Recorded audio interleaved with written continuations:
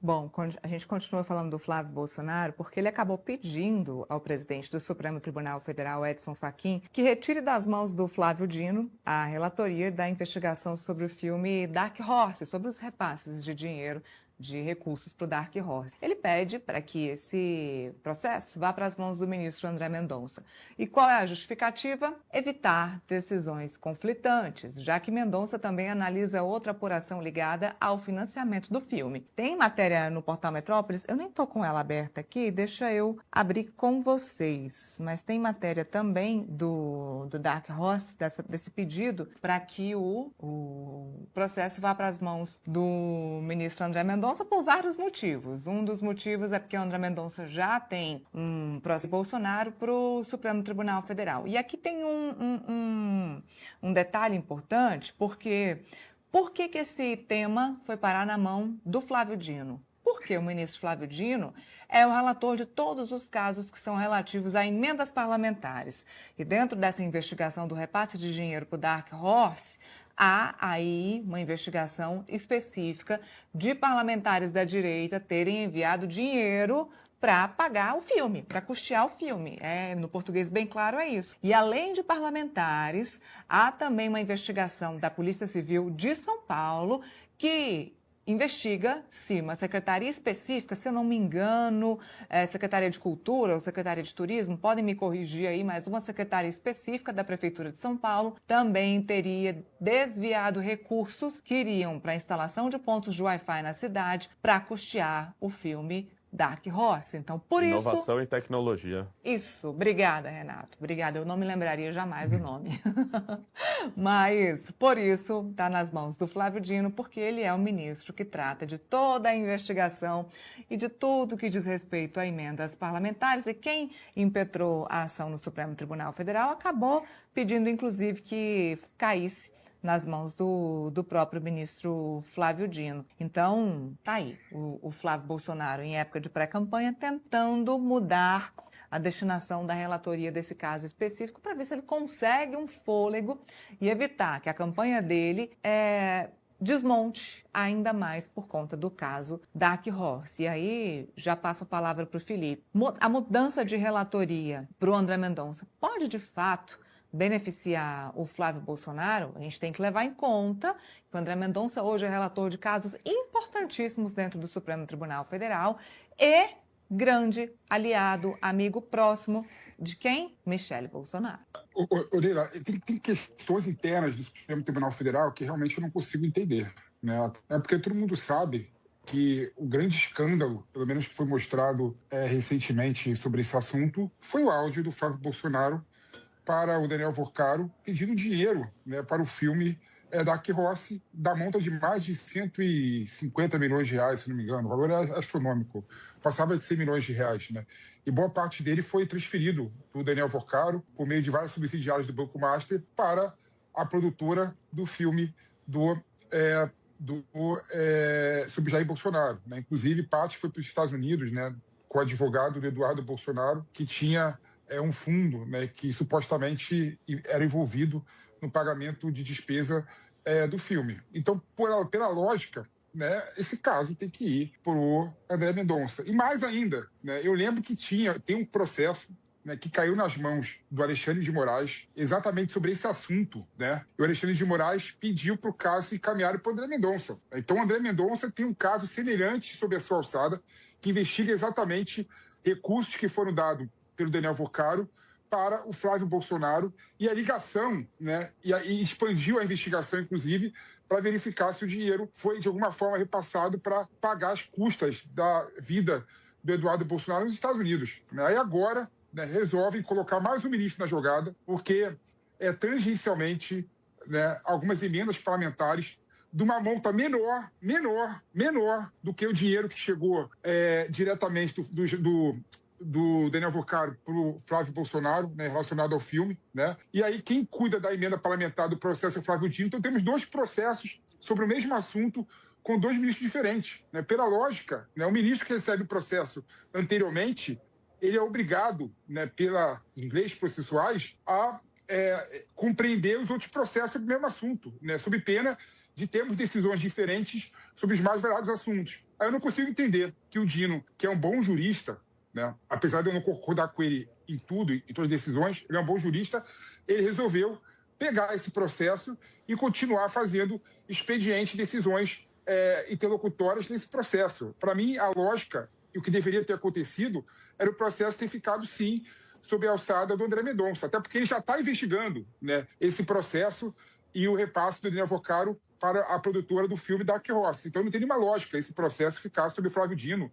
porque o valor das emendas parlamentares que foram pagos à produtora foi muito menor do que relacionado, a não ser que o processo seja maior. Está investigando a produtora por receber dinheiro de outros filmes, de outros assuntos, aí tudo bem. Aí talvez faça um pouco de sentido, né? Não ir para o André Mendonça, porque o assunto do Flávio Dino é relacionado com a produtora do filme Dark Horse para fazer o filme Dark Horse, não para fazer outros filmes e trabalhar em outros assuntos. Aí pode ser que faça sentido, mas ao que tudo indica, não. Ao que tudo indica, está relacionado exclusivamente com o filme Dark Horse. Aí não dá para aceitar e para acreditar que, infelizmente, no Brasil, o STF vem errando e vem errando muito. Bom, puxando o gancho do Felipe aí para o que faz, o que não faz sentido, na cabeça do Flávio Bolsonaro, faz sentido que a relatoria vá para o André Mendonça. E eu já quero saber aí a opinião do Renato.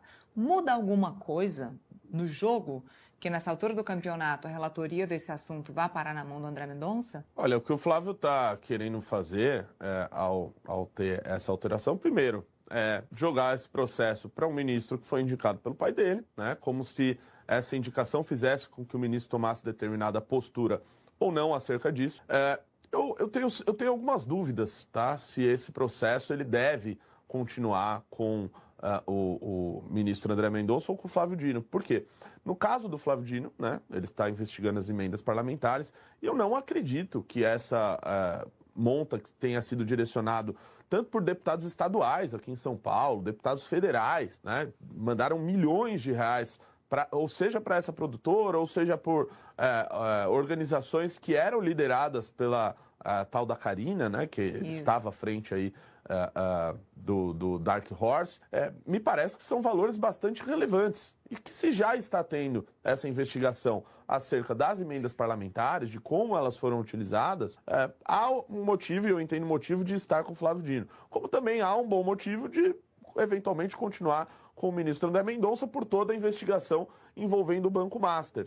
Eu acho até que fica um pouco ruim até para o ministro ter que pegar esse caso do Dark Horse para ele, uma vez que ele tem feito um bom trabalho na relatoria do caso Master, mas é aquilo que a gente falou sobre o assunto anterior. É um tipo de caso de corrupção, né, que envolve os mais diversos lados. Então, da mesma forma que foi feita a operação correta lá na Bahia, envolvendo o senador, ex-líder do governo, Jacques Wagner, também pode-se imaginar operações sendo feitas com o ex-ministro João Roma, com outras pessoas que tiveram envolvimento com o governo Bolsonaro, como teve o caso do Ciro Nogueira. Aparentemente, o ministro André Mendonça está utilizando a mesma régua para ambos os lados e é assim que deve ser feito. E espero que, se o caso do Dark Horse chegue até as mãos dele, ele também haja dessa maneira, como tem agido até o momento, de maneira correta na investigação do Banco Master. Será que eles esperam? Eu já emendo aqui com o Renato mais uma vez. Será que o Flávio espera que o André Mendonça possa minimamente prorrogar essa história para depois das eleições? Porque uma coisa é julgar, alguém vai ter que julgar de qualquer forma, definir a história. Mas se isso for prorrogado para depois das eleições, já é um ganho muito grande, né? Sem dúvida, e ficou comprovado nas pesquisas eleitorais que foi um motivo, junto com a questão lá da tarifa que mais favoreceu o Lula do que prejudicar o Flávio, a questão do áudio dele para o Daniel Vocaro, todas essas questões envolvendo o Banco Master, o fato dele ter mentido, né, dito que não tinha nenhuma relação ali com o Daniel Vocaro e tudo mais, isso prejudicou bastante ele. Então, sem dúvida, tirar isso da eleição, né, jogar, ao menos prorrogar essa história, seria benéfico a ele. Agora, me parece que o que pode eventualmente ocorrer, por mais que tenha a ver com o mesmo assunto, o Flávio Dino continuar responsável, ao menos na investigação, sobre essas emendas parlamentares, que, repito, não foi 1, 2 ou 3 deputados estaduais e federais que direcionaram emendas que eram, no final das contas, geridas por a Karina Gama, que está no centro da investigação de toda essa história. É preciso saber se esses projetos que foram supostamente financiados, se eles de fato ocorreram, se houve qualquer tipo de superfaturamento nessas emendas parlamentares e se isso foi utilizado, seja para fazer o filme ou seja para ter algum investimento de campanha não contabilizado.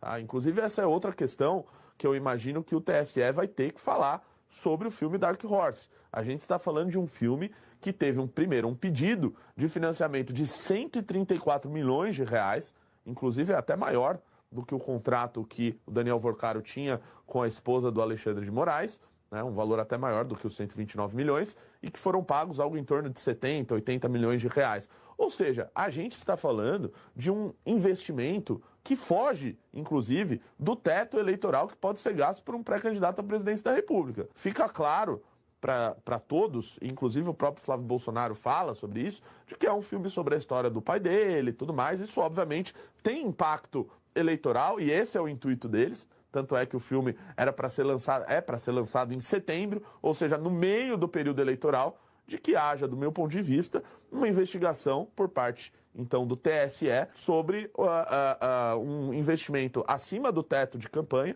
né, e um abuso de poder econômico, uma vez que a gente está falando de dezenas e dezenas de milhões de reais não contabilizados em campanha em uma peça que vai ser utilizada como propaganda eleitoral no meio da eleição. Então, veja só, esse caso aí do Dark Horse e suas relações com Daniel Vorcaro e o Banco Master podem ser investigadas nas mais diversas searas, da emenda parlamentar ao próprio pedido do Flávio Bolsonaro e até mesmo a questão eleitoral, que pode ser investigada pelo TSE.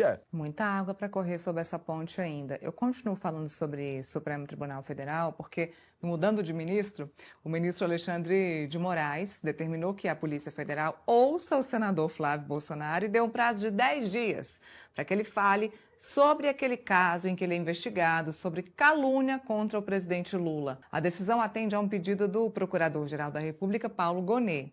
Gonet defendeu que antes da conclusão dessa investigação é necessário ouvir o senador, principalmente por conta da possibilidade de retratação prevista no Código Penal para o crime de calúnia, o que pode isentar o investigado de pena. Segundo o PGR, a defesa de Flávio havia pedido que o senador fosse ouvido apenas depois do cumprimento de uma série de diligências solicitadas à Polícia Federal. No entanto, os requerimentos foram indeferidos, negados pela corporação. Com essa decisão de Alexandre de Moraes, a Polícia Federal terá até 10 dias para colher o depoimento de Flávio Bolsonaro. E o que acontece depois? Depois da oitiva, o processo volta à Procuradoria-Geral da República para a manifestação de Paulo Gonet sobre o final da investigação. Flávio, inclusive, fez uma postagem na rede social X, no dia 3 de janeiro, que é o causador de toda essa confusão. No dia 3 de janeiro, Flávio, então, atribuiu ao presidente Lula crimes como tráfico de drogas e lavagem de dinheiro, além de publicar imagens de Lula ao lado do ex-líder da Venezuela, Nicolás Maduro, acompanhadas de mensagens de que o presidente brasileiro seria delatado. Tá aí, então, 10 dias para que Flávio Bolsonaro possa se manifestar sobre esse assunto. Felipe, o que tem de Flávio Bolsonaro junto ao Supremo Tribunal Federal não é brincadeira, né? A gente só está falando disso aqui. E esse caso, a gente já contou várias vezes aqui no nosso programa, sobre essa história de calúnia contra o presidente Lula. Também, juntando isso, já falamos muito sobre a questão de judicialização esse ano nas eleições. Não que nas eleições passadas não fossem diferentes, não tenha sido diferente. Houve judicialização? Houve. A gente pode esperar que esse ano seja ainda pior no quesito judicialização. Lembrando que desde fevereiro teve judicialização no que diz respeito à campanha eleitoral, lá por conta do desfile da escola de samba que acabou homenageando o presidente Lula. Era para ser só uma homenagem, acabou não sendo só isso. Podemos esperar uma eleição hiper judicializada? Com toda certeza, Nira, com toda certeza, né? A polarização tem dessas coisas. A eleição passada de 2022 foram as eleições mais judicializadas, né? Com mais processo na história. E eu creio que as eleições de 2026 devem seguir exatamente o mesmo caminho. Em relação a esse assunto, há um problema muito claro, que eu não sei se é de fácil resolução e solução, que é realmente os limites da liberdade de expressão no meio político. A gente sabe que um político, em geral, tem a privacidade, a intimidade, tem essa esfera muito menor, né, e muito mais suscetível de violação do que uma pessoa comum. Então, realmente, são questões que os tribunais têm que se debruçarem, os tribunais têm que resolver a situação de forma equânime. Né? Por que eu falo de forma equânime? Porque eu lembro, por exemplo, que no Tribunal Superior Eleitoral, o Flávio Bolsonaro entrou com um processo contra o Boulos, né, pedindo para o Boulos tirar um post contra ele, né, das suas redes sociais. E o caso caiu com o André Mendonça, e o André Mendonça chegou a falar o seguinte: não, faz parte da política a crítica exagerada, né? Ou seja, o André Mendonça, naquela ocasião, resolveu manter a postagem do Boulos e defendeu, né, que a crítica, né, político contra político, faz parte da crítica exagerada, exacerbada, né? Ou seja, faz parte ter uma crítica muito maior do que uma pessoa comum. Então, essa é a definição do André Mendonça no Tribunal Superior Eleitoral. E agora você vê, né, o Supremo Tribunal Federal, né, analisando a questão da calúnia do Flávio Bolsonaro em relação ao Lula com outro entendimento completamente diferente. Tudo bem, quando você pega a postagem do Flávio Bolsonaro, não dá para você achar que aquilo é ok. Né? O Flávio Bolsonaro, é bom lembrar, no momento em que o Maduro foi preso, né, e foi capturado pelos Estados Unidos, o Flávio Bolsonaro escreveu um ex falando que o Lula seria delatado pelo Maduro, né, e que o Foro de São Paulo iria ter o seu fim, né, com a lavagem de dinheiro, com o tráfico internacional de drogas e armas. Ou seja, realmente, se você for pegar o post dele, há uma certa calúnia, mas também há um caminho que poderia ser falado da crítica exagerada, né? Então, eu creio que tanto o STF quanto o TSE tem que achar, em minha opinião, um caminho equânime para todo mundo, né? Não dá para querer usar duas pesos, duas medidas em relação a esse caso de liberdade de expressão. Mas vamos ver que fim vai dar a questão do Moraes em relação ao Flávio Bolsonaro. Eu creio que ele deve, sendo bem sincero para você, a tendência é ele usar a retratação e talvez até pedir desculpa ao Lula em relação a essa postagem, mesmo politicamente enfraquecendo ele nas suas narrativas políticas de tentar colocar o Foro de São Paulo como uma organização corrupta, né, de bandido, e colocar o Lula como alguém ligado ao tráfico internacional de drogas, e não tem nada, nenhum processo sobre isso, ninguém que fala nada sobre isso com autoridade em nenhum lugar do mundo. Ou seja, realmente é algo sensível. Renato, esse tipo de postagem ou de manifestação de qualquer político que seja, vamos supor que não tenha sido Flávio, mas qualquer político que seja, isso aí cabe mesmo uma ação de calúnia no Supremo Tribunal Federal? Precisava chegar neste ponto? Olha, é bastante complexa essa questão. Eu concordo com o Felipe quando ele diz que pode haver, ou deveria, uma interpretação um pouco mais elástica por parte dos tribunais quando envolve questões políticas, né? Porque, às vezes, muitas dessas questões, né, e muitos políticos andam nesse fogo cruzado de, eventualmente, fazer uma acusação que não é bem uma acusação, mas faz parte de um contexto narrativo e, eventualmente, atribuir, como, por exemplo, no caso dessa notícia, né? Nesse caso, o Flávio estava falando sobre o Foro de São Paulo, a quem ele atribui esses crimes, e o Lula ter a relação com o Nicolás Maduro, como é fartamente documentado. Então, veja, tudo faz parte ali, não é uma acusação direta, né, de que o Lula seja um aviãozinho do tráfico ou qualquer coisa assim, mas de que, por parte das suas relações e dentro dessa narrativa que ele faz, né, teria alguma, não um envolvimento, mas de alguma forma permitir com que, enfim, faz parte da narrativa ali política, do meu ponto de vista. Tá? Da mesma forma, o Lula faz, e o PT faz sobre seus mais diversos adversários, fez isso ao longo dos tempos, ao longo dos anos. Então, eu acho que ficar judicializando, eventualmente, qualquer tipo de crítica ou qualquer tipo de narrativa que tenha sido feita pelo seu adversário, no final das contas é ruim para a eleição, tá? A gente viu isso em 2022, muita judicialização no TSE, e o TSE dando, às vezes, decisões que acabavam... um lado se sentia mais fragilizado do que o outro, né, de não poder falar sobre determinadas coisas. Então, é bastante complexo, mas isso é por parte das campanhas que judicializam como se não houvesse amanhã sobre tudo que é falado. Então, no final das contas, são eles mesmos que vão reclamar sobre isso.